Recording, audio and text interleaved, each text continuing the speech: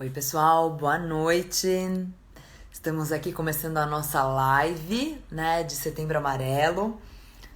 Vamos esperar o Dr. Marcos entrar aqui e aí a gente já dá início à nossa live. Deixa eu aqui aceitar.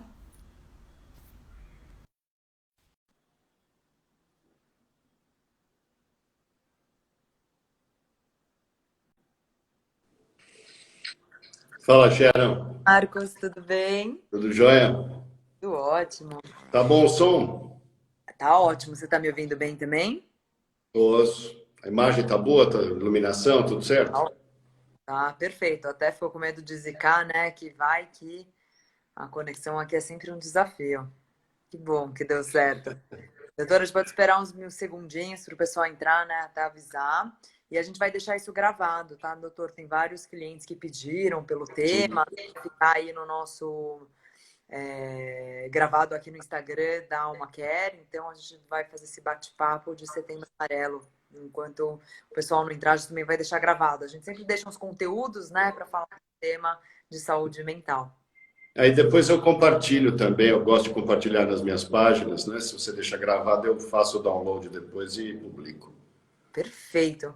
Doutor, você queria começar se apresentando para a gente antes, né? Enquanto a gente vai começando, o pessoal vai entrando, a gente vai já dando conteúdo.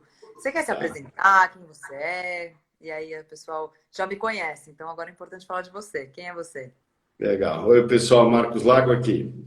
Eu sou médico psiquiatra, tá? Com mestrado em neurociências. Fiz essas coisas todas lá na Universidade de São Paulo. Estudei psiquiatria na Alemanha também, na cidade de Würzburg.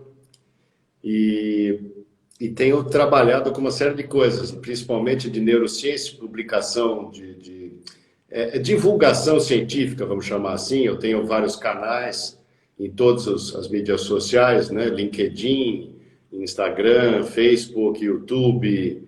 Então, são vídeos que eu faço 2 vezes por semana, às vezes mais, dependendo da semana, se eu estou mais inspirado. E tem algumas lives, o pessoal me chama para falar de algumas coisas. Cigarro eletrônico é um assunto que as pessoas me chamam para falar. É, e, e a minha ideia é levar conhecimento para as pessoas. Eu acho que a escola ensina algumas coisas para nós que são muito técnicas, transforma a gente muito em operários, né? Eu vejo desse jeito, mesmo as escolas de alto nível, as universidades.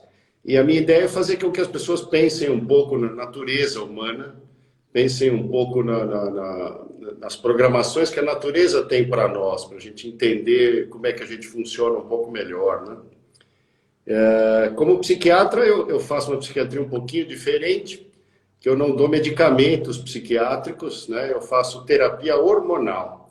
Então, a natureza inventou essas substâncias fantásticas chamadas hormônios, né? E essas substâncias, elas fazem o cérebro funcionar de maneira normal. E o normal para o ser humano, né, o pico de normalidade é aos 25 anos de idade, né?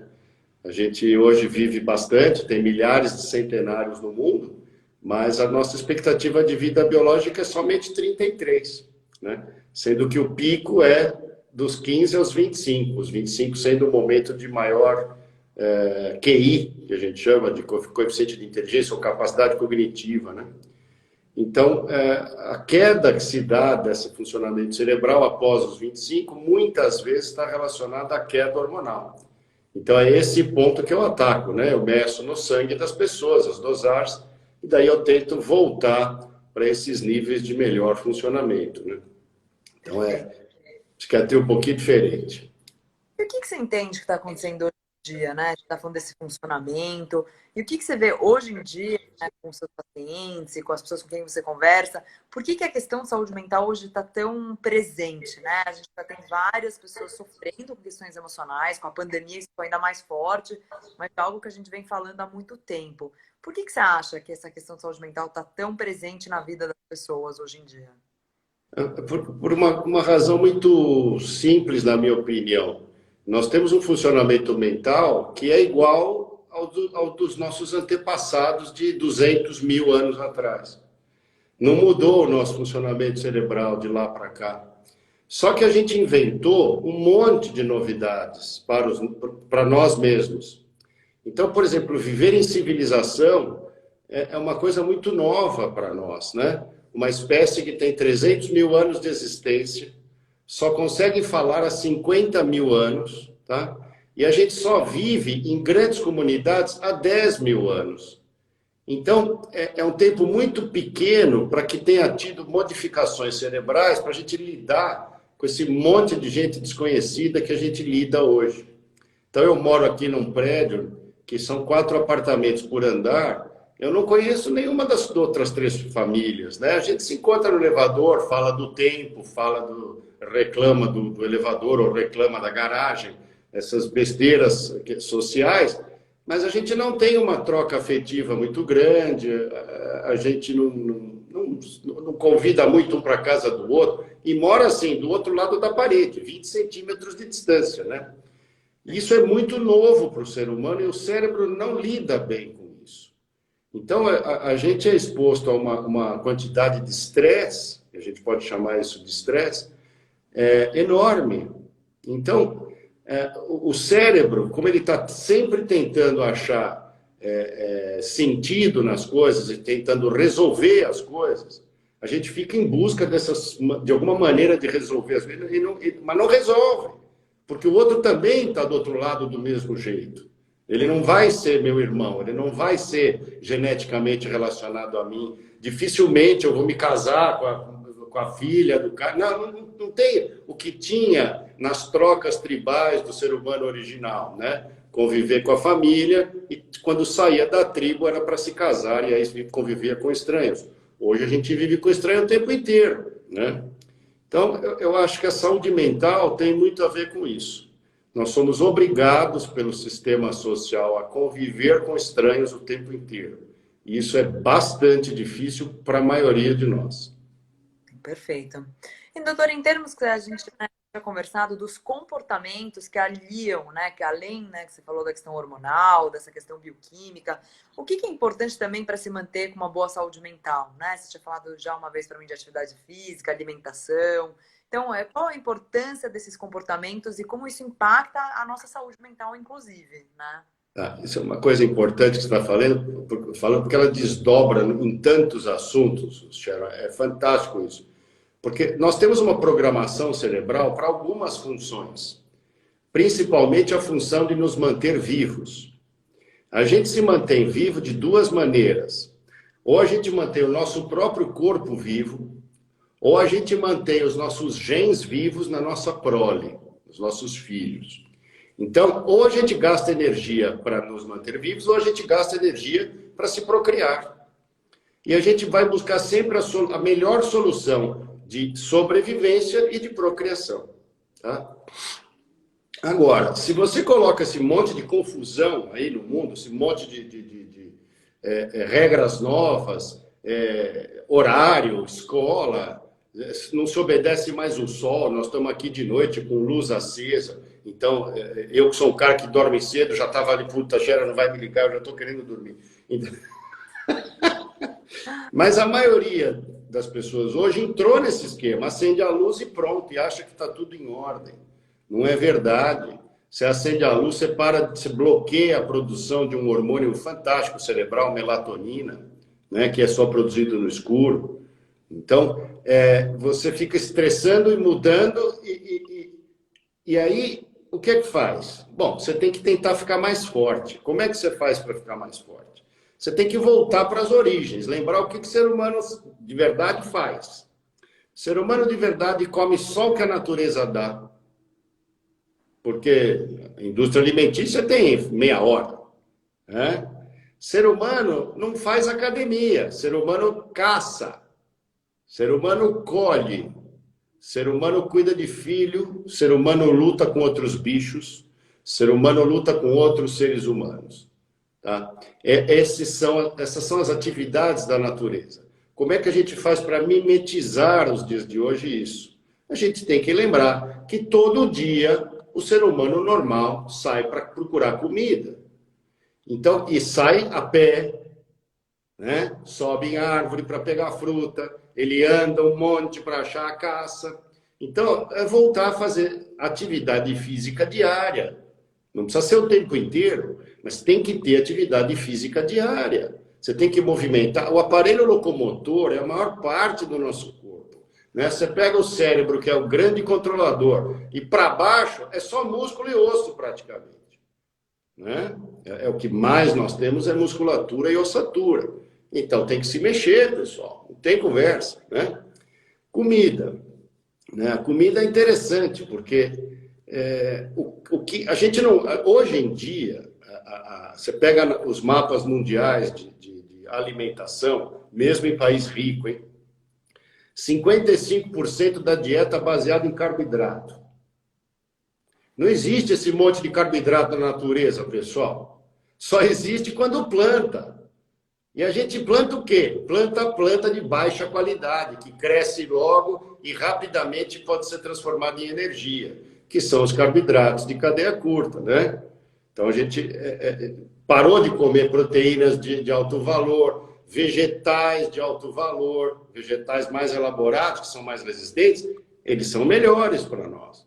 Então é voltar, esquecer, como dizia uma paciente minha, né? Ela falava, então, doutor Marcos, é melhor, como é que ela falava? Descascar do que desembrulhar. Total. Então é voltar para a natureza, aprender a comer fruta, né? Aprender a comer proteína, aprender a comer ovo de novo, né? Coisas que a natureza dá, que não tem dificuldade, né? A gente hoje esquece de comer gordura, por exemplo. Ai, a gordura vai me fazer mal. A teoria do colesterol já caiu há muito tempo, todo mundo já mais ou menos entendeu. Quem não entendeu, precisa entender. Tá? Quem produz colesterol é o seu fígado, não é a manteiga que você come. Então, a gente passou... É o fígado, não tem a ver com a manteiga. Mas pode comer a manteiga, entendeu? E como dizia o professor Jatene, já ouviu falar do Adib Jatene, que foi um grande cirurgião cardiológico? Ele falava assim, olha, o cano que vai entupir. O cano que não entope. Tanto faz o que você come. Então, é claro, você precisa olhar a sua genética. Hoje em dia tem como olhar. Se você é daquelas pessoas que vai entupir a artéria, você vai ter que tomar um pouco mais de cuidado. Mas se você faz parte dessa turma que não vai entupir, você tem que se alimentar de uma maneira natural. E a alimentação natural contém gorduras, né? A gente acha que não. Muitas pacientes mesmo falam, puxa, então não vou comer gordura para emagrecer. Falam, não, você vai deixar de comer carboidrato para emagrecer. Porque carboidrato aumenta a insulina, aumenta a gordura. Gordura não aumenta a insulina. Para você comer gordura a ponto de engordar, você tem que comer só gordura. Então a turma tem que aprender a comer, tem que aprender a se mexer, tem que aprender a andar mais, né? Então aí precisaria de arquitetura e urbanismo, mudar os bairros, colocar pequenos comércios a walking distance das pessoas, quer dizer, você vai até uma lojinha para comprar uma comida, você vai a pé, você vai na padaria, você vai a pé. Então, a formatação dos bairros deveria ter um pensamento mais biológico, mais voltado para a população e não só voltado para o automóvel, né? Sem dúvida, doutor. Maravilhoso, vai ser maravilhoso o que você falou. As pessoas estão esquecendo, né, de se movimentar, comem mal. E tem muitos equívocos, né, sobre o que comer, o que não comer, seguem qualquer dieta, né, olha no Instagram e obedece a algo que eles nem sabem. Então, e tudo isso tem um impacto muito grande na nossa cabecinha, né, nas nossas emoções, da forma como a gente... Então, é muito difícil isso. Doutor, a gente está no Setembro Amarelo. O que você gostaria de deixar de mensagem para as pessoas começarem a mudar essa perspectiva, né, sobre o tema de saúde mental, que ele carrega muito tabu ainda, muito preconceito, né? As pessoas têm dificuldade ainda de falar sobre esse tema. Se a gente estivesse falando aqui sobre dieta milagrosa para perder peso, estaria bombando. Mas como a gente fala de saúde mental, é um assunto ainda que está criando uma consciência, né? A gente que trabalha no mercado corporativo, a Alma Care, é algo que a gente está criando essa consciência, porque cada vez mais as pessoas estão adoecendo emocionalmente.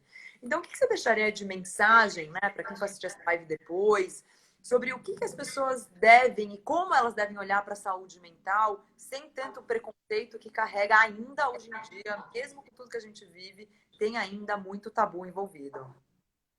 Tá.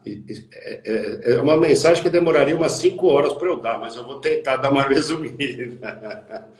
O que acontece é assim, o ser humano é um bicho interessante, Porque a comunicação verbal ela é muito recente na nossa aquisição evolutiva, e a verbalização ela foi desenvolvida para você saber a opinião de algum conhecido seu sobre uma pessoa que você não conhece, mas aquela pessoa conhece, para que você pudesse saber se você podia confiar ou não. Tá? Eu falei essa coisa complicada para dizer que a gente fala fofocando. Então, nossa linguagem falada ela foi desenvolvida para fazer fofoca. Então, quando você tenta transformar a linguagem numa coisa técnica, é muito difícil para o cérebro, porque não foi para isso que ela se desenvolveu. Então, as áreas que você vai usar não necessariamente vão fazer sentido. A linguagem não faz sentido para todo mundo. As pessoas... o cérebro nosso tem uma capacidade muito interessante, que é não falar o que está pensando. Então, nós somos uma espécie muito, muito, muito mentirosa. Isso é vantajoso em um monte de horas, mas quando você está falando de saúde mental populacional e de grandes corporações, você tem indivíduos que estão lá sendo contados uma história para eles. Olha, você vai a tal da corrida atrás da cenoura. Todo mundo já ouviu isso. O Clóvis fala bastante disso. Então, alguém conta, o chefe conta para o funcionário: olha, tem essa cenoura, você tem essa meta.